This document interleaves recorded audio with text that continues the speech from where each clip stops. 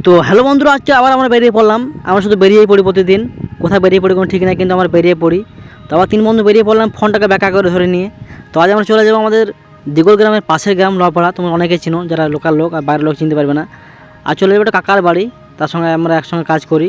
তো সেই যাওয়ার আগে আমাদের জঙ্গল দেখতে হবে, চারিদিকে আমাদের শুধু জঙ্গল আর পাথর খাদান। তার আগে চলে এলাম কালীতলা। কালীতলা নিয়ে এলাম কিছু মিষ্টি এবং টক ঝাল মিষ্টি। কাকা খেতে খুব ভালোবাসে, সেই জন্য নিয়ে এলাম। বললাম সেই জহির গাড়িতে। আবার সেই জঙ্গল ছাড়া আমাদের দান নাই, বুঝতে পারলে। আমাদের দিকটা হচ্ছে একদিকে জঙ্গল একদিকে পাথর, মানে দুদিকেই একদিকে অক্সিজেন টানে, একদিকে অক্সিজেন দেয়। তো তারপরে সেই লপার যাওয়ার রাস্তা খুব সুন্দর, দুদিকে সবুজ, মাঝখানে কালো আন্ধার। জায়গাটা সত্যিই খুব সুন্দর লাগছিল। আমাদের এদিকে এইসব রাস্তা নয়, আমাদের শুধুই একদিকে রাস্তা। তো তারপর সেই চলে এলাম আমাদের কাকার বাড়ির সামনেই। কাকা আমাদের দেখতে পাচ্ছি সামনে হেঁটে হেঁটে যাচ্ছে, কিরকম বডি কাকার, অসাধারণ ফিগার এবং দেখতে সাংঘাতিক। আমাদের কাকা লেজেন্ড। কাকা দেখেই বলছে ওয়া ভাই পরে তো ভালোই মাল নিয়ে এলছে।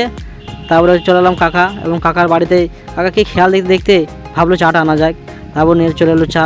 এবং এই ছেলেটা কী যে ভাবছে কাজে না পদে, তাকে নিয়ে সব চানাচুর বাদাম ডিম সব খেয়ে নিয়েছে, দেখতে পাচ্ছ।